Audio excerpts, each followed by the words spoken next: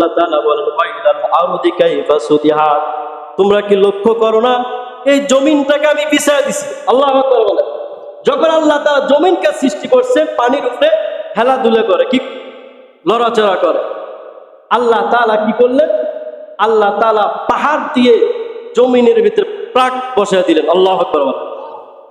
এই যে জমিনের উপরে আমরা পাহাড় দেখতেছি, পৃথিবীতে পাহাড়, বড় বড় পাহাড়, উদ পাহাড়, বাইদা পাহাড়, তুর পাহাড়, যত বড় পাহাড় দেখেন এগুলি হলেন পাহাড়ের মাথা।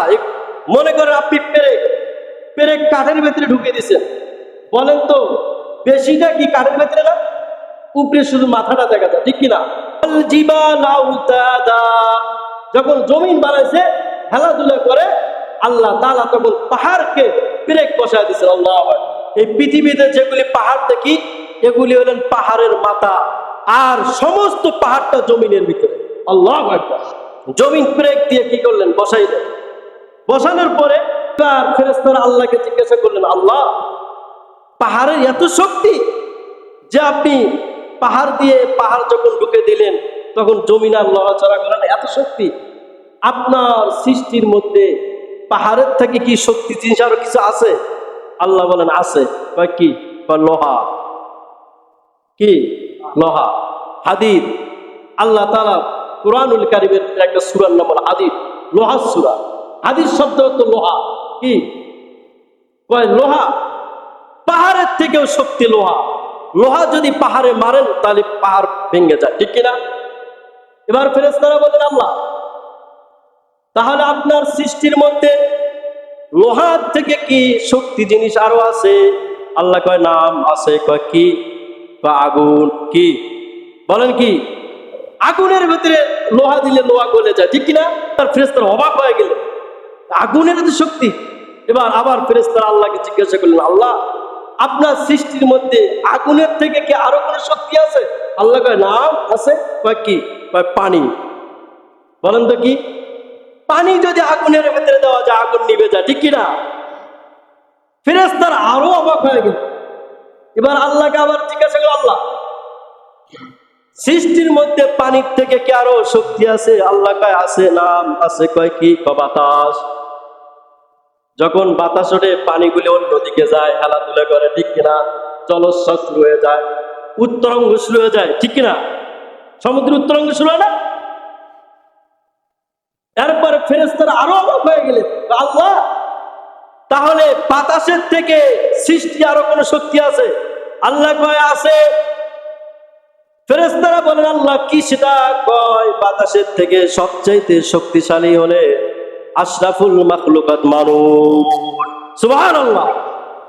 মানুষ হলেন শক্তি। যেই মানুষগুলি ডান হাতে দান করে, বাম হাতে জানা না, যারা আল্লাহর হুকুম নবীর সুন্নাত মোতাবেক চলে, ওরা হলেন বাতাসের থেকে, সব সৃষ্টির থেকে আশরাফুল মাখলুকাত হলো সবচাইতে দামি। সুবহানাল্লাহ। মানুষকে যে আল্লাহ তাআলা এত দাম করে বানাইছে, সৃষ্টি করে বানাইছে, কি আল্লাহ তাআলা সূরা ৩ এর ভিতরে বলেন, কি লাকাদ খালাকনাল ইনসানা ফি আহসানি তাকওয়িম।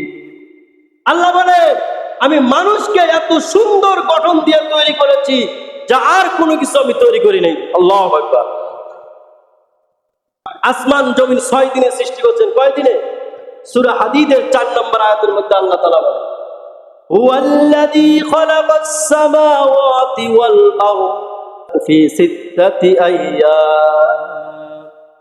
আল্লাহ বলেন আমি এই জমিন এবং আসমান ৬ দিনে সৃষ্টি করছি। কয় দিনে? ৬ দিনে। আল্লাহ তাআলা শুধু বলছেন কুন ফায়াকুন, কি করো? হয়ে যাও। আল্লাহ তাআলা যত সৃষ্টি করছেন কোন সৃষ্টিগুলি নিজের হাত লাগায় নাই, শুধু আল্লাহ বলছেন হয়ে যাও, হয়ে গেছে। কথা বলছেন। একটা শুধু সৃষ্টি, সেই সৃষ্টি হলেন মানুষ। আল্লাহ তাআলা কুন ফায়াকুনের দ্বারাই বানায় নাই, নিজের হাতে আল্লাহ তাআলা মানুষের চেহারাটা ডইলে ডইলে ডইলে ডইলে আল্লাহ তাআলা মানুষকে বানাইছে, ঠিক কিনা? সব সৃষ্টি আল্লাহ তাআলা কুন ফায়াকুনের দ্বারা বানাইছে, শুধু মানুষকে আল্লাহ তাআলা নিজের কুদরতির হাত দিয়ে ডইলে ডইলে মানুষের চেহারা বানাইছে। আল্লাহু আকবার। আল্লাহ মানুষকে বানাইছে মহব্বত করে, এই জন্য সুন্দর গঠন দিয়ে আল্লাহ মানুষকে বানাইছে। এই মানুষের মতন সুন্দর গঠন আর নাই। আল্লাহ তাআলা বলেন ওয়াফি আনফুসিকুম আফালা তুবসিরুন। আল্লাহ বলেন তোমার যে মানুষ, তোমাদের যে আমি নিজেদের মধ্যে বহু নিদর্শন দিছি, ওগুলি নিয়ে একটু চিন্তা ভাবনা করো। চোখ দিছে কে? দুটা হাত দিছে কে? দুটা পা দিছে কে? দুটা কান দিছে কে? একটা নাক দিছে কে? দাঁত দিছে কে? পৃথিবীর এমন কোনো ফ্যাক্টরি নাই, কোম্পানি নাই, মানুষের যদি একটা হাত নষ্ট হয়ে যায়, পৃথিবীর এমন কোনো কোম্পানি নাই একটা আপনার হাত দিতে পারে, বলেন পারবে?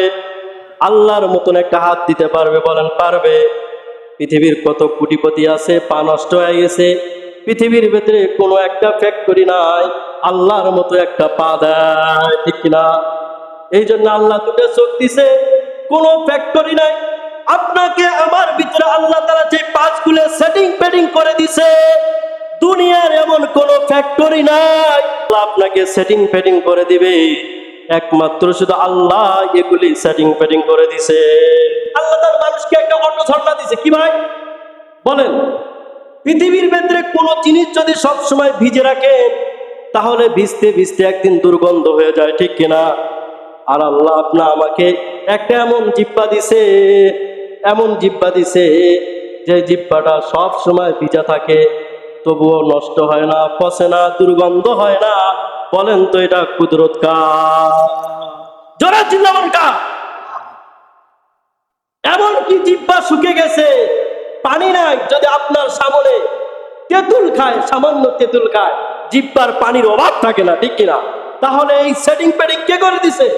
আল্লাহ বলেন তোমাদের মধ্যে অনেক বহু নিদর্শন আছে, ওগুলি নিয়ে একটু চিন্তা করো, তাহলে আমার পরিচয় খুঁজে পাওয়া। সুবহানাল্লাহ। তাহলে ভাই আল্লাহর পরিচয় জানার জন্য কি করতে হবে? আল্লাহর সৃষ্টি নিয়ে চিন্তা ভাবনা করতে হবে।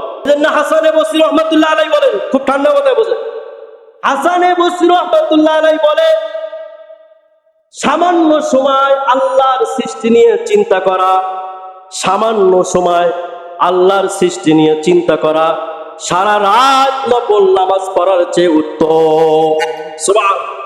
সামান্য সৃষ্টি নিয়ে একটু চিন্তা করেন, কে দিল পৃথিবীটা, কে আসমান বানা, কে জমিন বানা, কে বান্নেওয়ালা আছে? একটু চিন্তা করেন, ইমান বৃদ্ধি হয়ে যাবে, ইমান তাজা হয়ে যাবে। এই জন্য আল্লাহ রাসূল বলেন যে আল্লাহকে নিয়ে চিন্তা করো না, আল্লাহর সৃষ্টি নিয়ে চিন্তা করো। তুমি নিজেকে নিয়ে একটু চিন্তা করো, তাতেই আল্লাহর পরিচয় পেয়ে যাবে।